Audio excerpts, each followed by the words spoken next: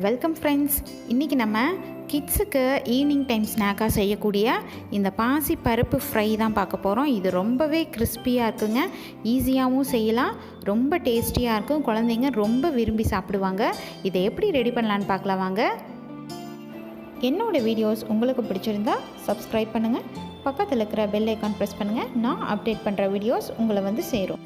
இன்றைக்கி நான் ஒரு 150 கிராம் அளவுக்கு பாசி பருப்பு வந்து எடுத்திருக்கேன். பாசிப்பருப்பு நம்ம பொங்கலுக்கெல்லாம் போடுவோம் இல்லையா, அந்த பாசிப்பருப்பு தான். அது வந்து 150 கிராம் எடுத்து நம்ம இதை ஒரு அரை மணி நேரம் போல் ஊற வச்சுக்கலாம். இதை க்ளீன் பண்ணிவிட்டு அதுக்கப்புறம் ஊற வைங்க. நல்லா களைஞ்சி ஒரு 2 வாட்டி களைஞ்சி எடுத்துகிட்டு இந்த மாதிரி நல்லா தண்ணி வச்சு ஊற வச்சுருங்க. ஒரு அரை மணி நேரம் கழித்து பார்க்கலாம். இப்போ பாருங்கள், நல்லா ஊறிடுச்சு அரை மணி நேரத்துலையே. இப்போ இந்த எக்ஸஸ் வாட்டர் எல்லாத்தையும் நம்ம வடிச்சிடலாம். ஒரு வடிகட்டி வச்சு வடிச்சிருங்க. ஒரு 5 நிமிஷம் அப்படியே விட்டிங்கன்னா அந்த எல்லா வாட்டருமே வந்து வடிஞ்சிரும். அதுக்கப்புறம் ஒரு க்ளீன் ஒயிட் கிளாத்தோ இல்லை டவலோ எடுத்துக்கோங்க. எடுத்து இது எல்லாத்தையுமே கொட்டி அதை நல்லா நம்ம வெயிலில் ஒரு அரை மணி நேரம் காய வைக்க போகிறோம். இப்போ சப்போஸ் வெயில் இல்லை அப்படின்னு நினச்சிங்கன்னா ஃபேனு கடியில் ஒரு அரை மணி நேரம் அப்படியே வச்சிங்கனாலும் நல்லா அந்த எக்ஸஸ் வாட்டர் எல்லாமே வந்து ட்ரெயின் ஆயிடும். இப்போ பாருங்கள், இந்த மாதிரி கையில் அள்ளி பார்க்கும்போது நமக்கு கையில் வந்து தண்ணி அந்த மாதிரி ஒட்டக்கூடாது. எல்லா பருப்பும் தனித்தனியாக வந்திருக்கு பாருங்கள். இப்போது இதை ஃப்ரை பண்ணி எடுத்துடலாம்.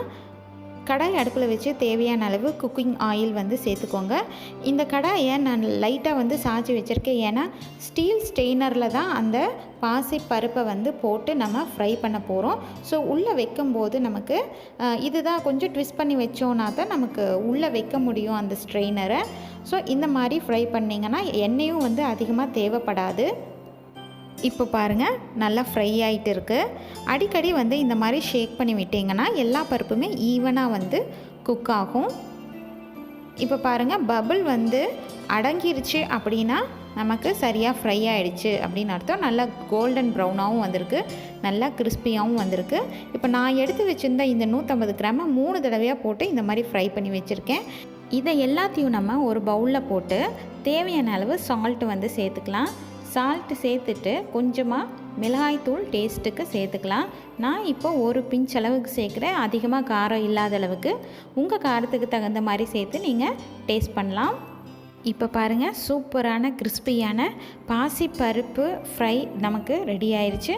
இது ஈஸியாக நம்ம வீட்லேயே செஞ்சு குழந்தைங்களுக்கு கொடுக்கலாம். ஃப்ரெண்ட்ஸ், என்னோடய வீடியோவை பார்த்ததுக்கு ரொம்பவே நன்றி.